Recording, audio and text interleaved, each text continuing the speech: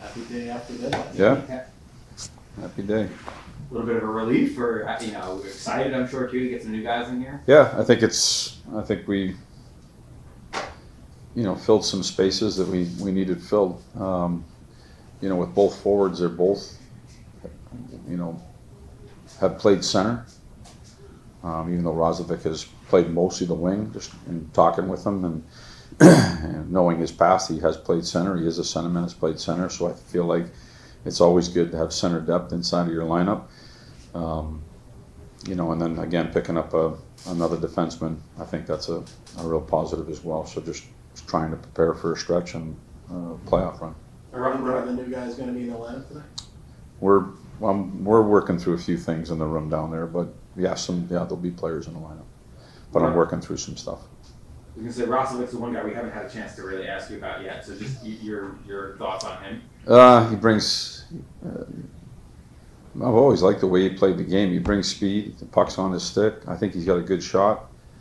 As a guy that's, consistently the last 3 or 4 years has put up, on an average 45, 47 points.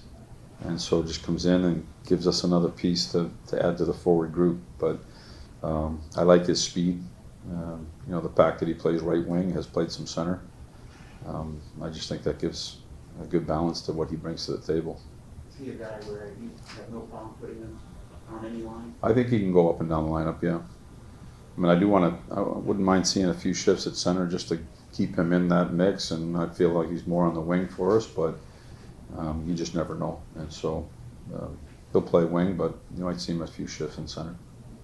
Chris said to ask you about the possibility of him trying with Mika and Chris. Yeah, again, we've talked about those things. We're talking about them right now in the room, and we'll get with the players tonight. They haven't, their majority are not here right now. Just the new guys getting some equipment, so we'll work through all that stuff tonight at meetings. I guess, do you think he has the skill set that would maybe work in that kind of a role?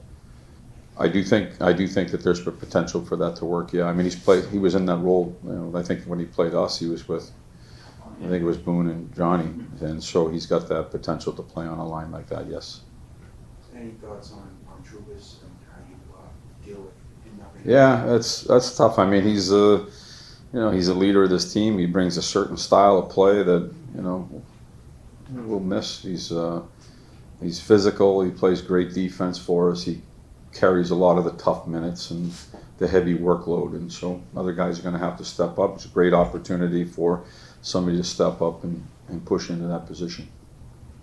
Do you think, because he's a right shot, Ruido, do you think that he would likely step in to replace him because you want to keep the righty thing there? Again, I'm working through it in the room tonight, so I can tell you that tonight Schneider will play with Key. So that I'm sure of. So Schneider's going to get a chance. He's been in that role before, and great opportunity for him to step up. And then the other stuff we're working through.